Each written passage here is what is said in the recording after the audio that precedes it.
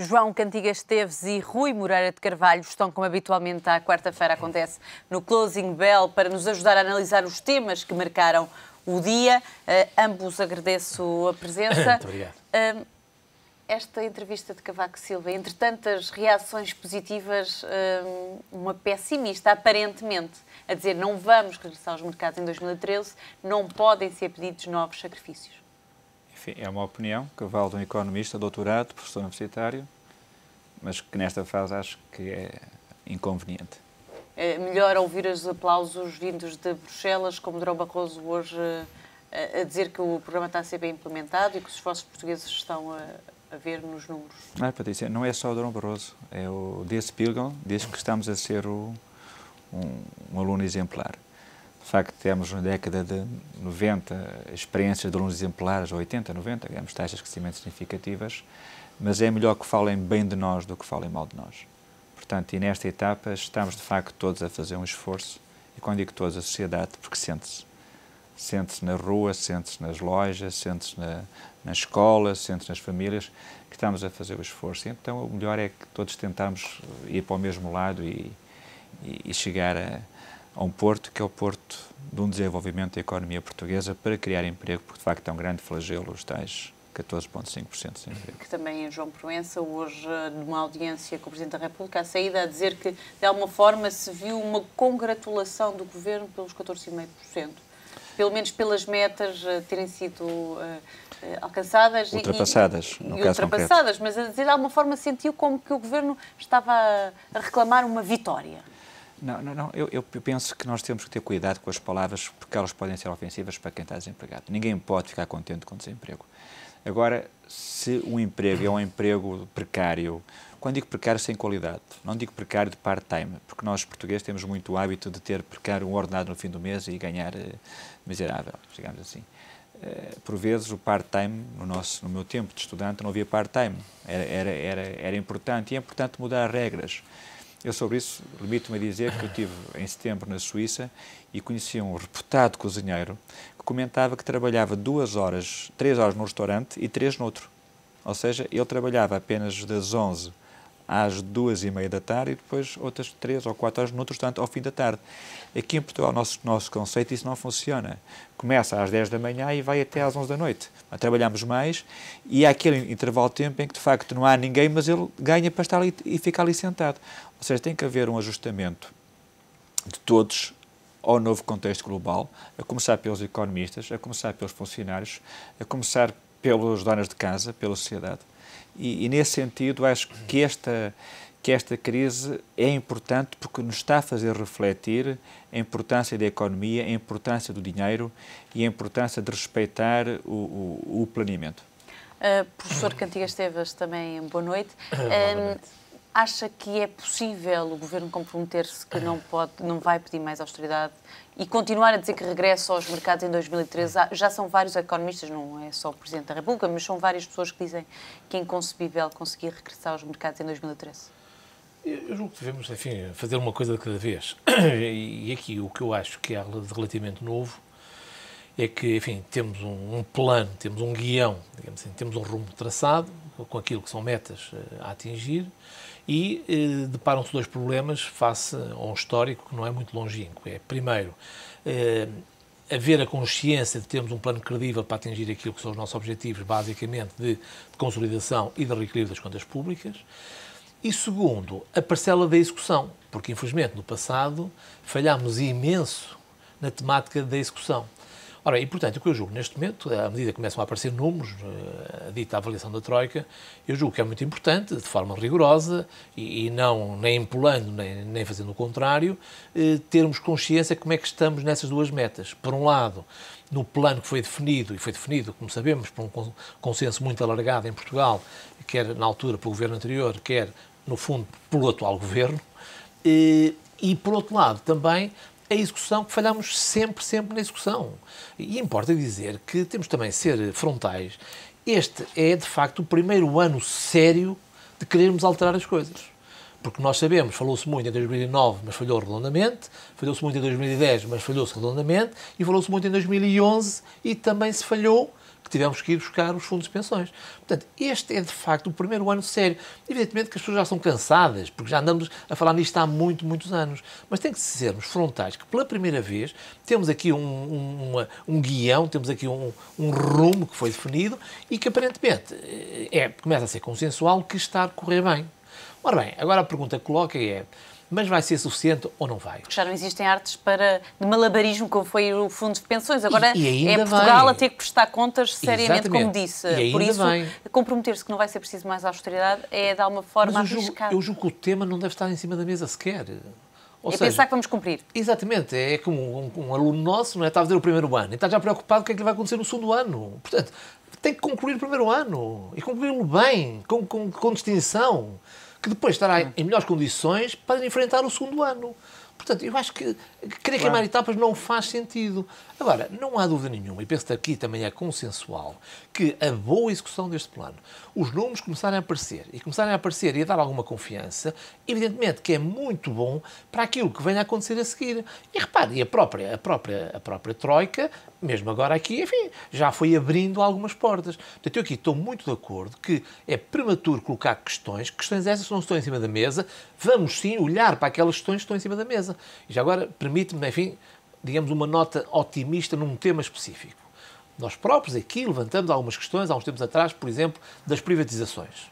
Não era a melhor altura, o tempo não era adequado, eventualmente não era um bom negócio.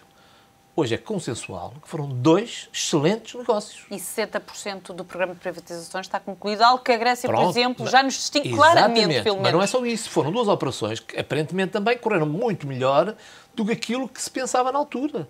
É verdade que, em abstrato, os tempos não são os melhores para privatizar as empresas. Mas a verdade é que consideram-se 2 operações, do ponto de vista financeiro e, do meu ponto de vista, até estratégico, muito positivas. Portanto, evidentemente que o quadro de partida é complexo e, como ainda hoje foi dito pelo Sr. Primeiro-Ministro, o ponto de partida, de facto, é complicado, porque nós estamos a ver que, no fundo, o déficit do ano passado, entre aspas, é virtual, porque tem lá a verba dos fundos de pensões. Mas não há dúvida nenhuma que está a ser revelada uma consistência, uma determinação, o não fugir do guião, que eu acho que é de saudar e de encorajar até que se mantenha, e vamos uma coisa de cada vez. Depois, enfim, daqui a um ano, ora vamos ver como é que as coisas estão a ocorrer. Mas julgo eu, interessante, e para o país é muito importante, este consenso que se criou agora nesta avaliação, que há ali afinação. Agora, atenção, também estamos muito longe de ter as coisas resolvidas. Ou seja, não podemos de minimamente abrandar o que quer que seja. Como eu disse, praticamente estamos no primeiro, no segundo mês sério de reequilíbrio das contas públicas. Vai demorar anos. Exatamente, porque para trás foram umas tentativas completamente falhadas. Portanto, desse ponto de vista, eu acho também que é prematuro estar a colocar hipóteses. Vamos sim trabalhar naquilo que temos para trabalhar, e há muito para trabalhar. Mas uma questão que talvez o Governo não possa adiar é a população, e aí sim toca-se um bocadinho na entrevista do Presidente da República, destes tais novos pobres, destas classes que 14,5%. Não é a altura de o Governo mostrar políticas viradas para o emprego? Repare, vamos lá ver. É possível? Há abertura para isso? Não. Esse é que é o problema. Seria ótimo que, em termos de política económica, houvesse mecanismos de fazer políticas que desse 3 em 1 ou 4 em 1. Ou seja, políticas que equilibrassem as contas públicas, o déficit orçamental, ajudassem o endividamento público e, ao mesmo tempo, criasse emprego, criasse crescimento económico, etc. Ora bem, isto não é assim. Isto tem que ir por etapas. E as prioridades têm que estar muito definidas e, do meu ponto de vista, não nos podemos desviar do foco principal. Repare, era interessantíssimo se nós tivéssemos no passado, que tivemos momentos importantes, angariado, como uma família faz, poupasse para, no momento mau, poder atuar. Portanto, ninguém está contra políticas de crescimento económico se tivéssemos dinheiro. Agora, o problema é que não temos dinheiro. Portanto, vamos fazer como? Endividar mais? Voltar outra vez para trás? Esses foram os erros cometidos em 2009 e 2010. Portanto, obviamente que há aqui muita retórica, obviamente que toda a gente gostaria de poder haver políticas ativas para o crescimento económico e para o emprego, mas, primeiro, não há dinheiro. E, portanto, as prioridades estão muito claras. Obviamente que, repito, aquilo que se tem que perguntar é porque é que no passado não amealhámos o suficiente para quando viesse mau tempo podermos atuar. As chamadas políticas contracíclicas, não é verdade? Se calhar, portanto, neste momento, eu julgo que é uma retórica que tem que ser muito cuidada. Naturalmente, como diz o colega e bem, obviamente que o desemprego é complexo, é muito preocupante, sobretudo cada pessoa que está desempregada é um problema, sério, mas infelizmente a nossa economia está muito desequilibrada, a nossa economia está com problemas estruturais muito, muito graves. Importa dizer, por exemplo, que o desemprego venha crescendo sistematicamente praticamente há 10 anos. É verdade que não atingiu estes limites, mas é completamente clara a subida do desemprego, literalmente, praticamente nos últimos 10 anos. Ano após ano. Portanto, é um problema que agora agravou-se, mas também tem muito estrutural. E só com uma economia mais sadia, aí sim é que temos que olhar para o crescimento económico e a questão de emprego de forma estrutural e consistente e sólida. Não com terapias pontuais como se fez no passado, atirando dinheiro para cima da economia, cujos efeitos são completamente efêmeros. Veja-se, por exemplo, toda a política de investimento público. Que fez investimento público, mas desapareceu. Não ficou o emprego, não ficou o crescimento económico, não ficou sequer a competitividade. Portanto, nós temos de ter um quadro novo, com uma economia efetivamente mais adaptada, mais sã à competitividade, que é um problema forte que nós temos, para ela crescer, mas de forma sustentável e, digamos assim, normal até.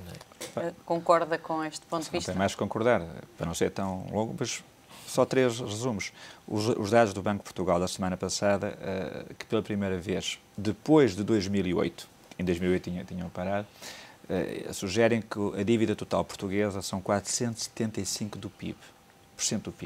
Ou seja, nós temos a terceira maior dívida do mundo em produto, em relação ao produto. Isto é um dado.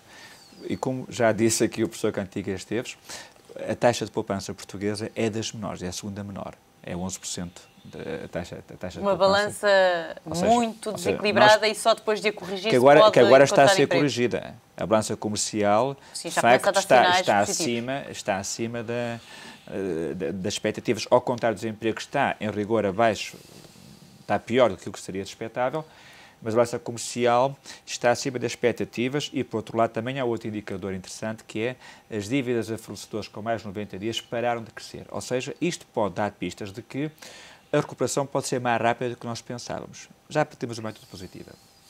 Por outro lado, há um fator também que não existia até dezembro, que é o Mário Monti, na Itália, que deu hoje uma notícia notável ao Jornal Público, passo a publicidade, e também do Draghi.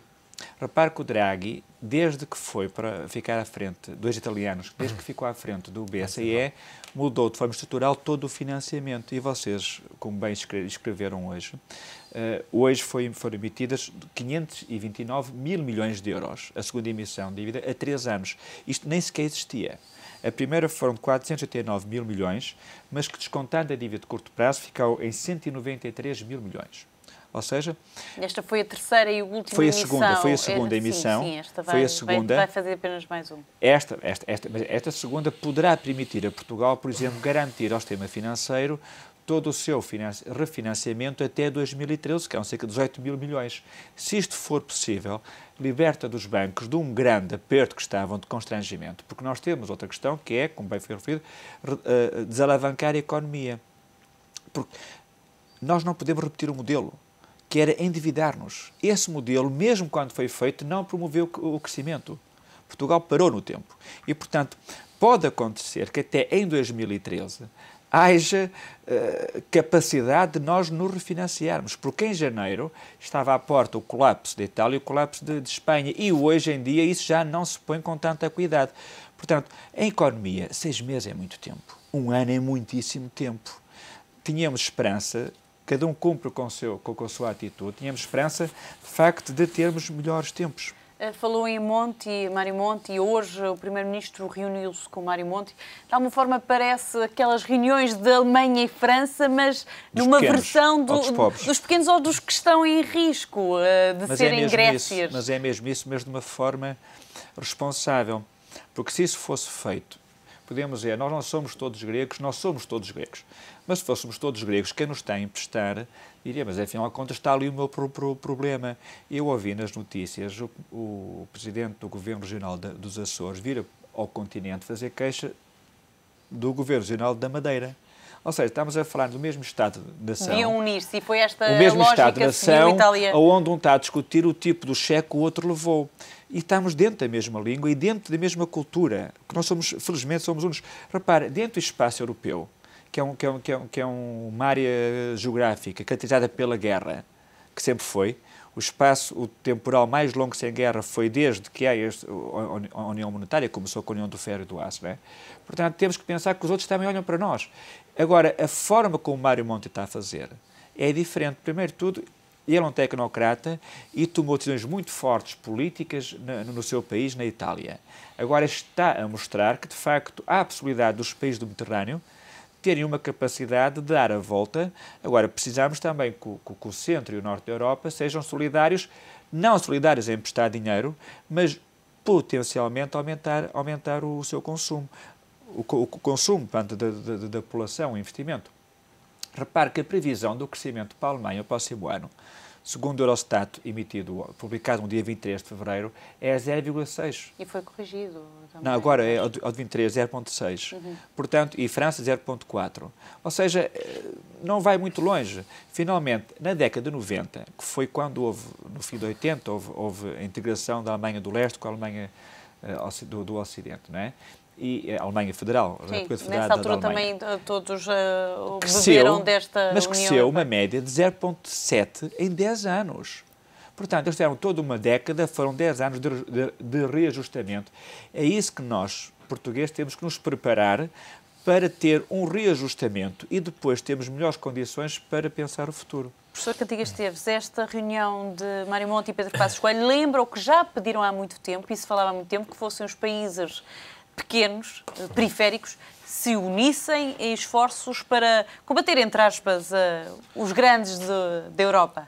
Claro, eu penso que esse aspecto é muito importante e tudo o que seja diálogo e conversas e negociações é muito importante porque há claramente vários problemas. Há o problema naturalmente nosso, a Itália, mas depois há de facto também o problema europeu.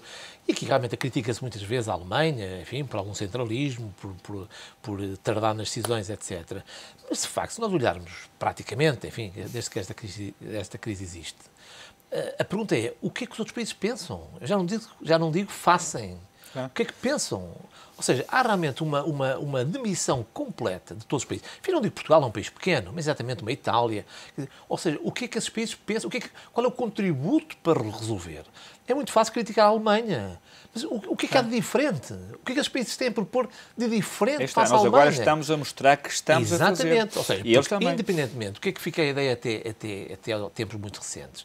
No fundo, eram incumpridores e que só queriam novamente dinheiro para... Não queriam o cheque, exatamente.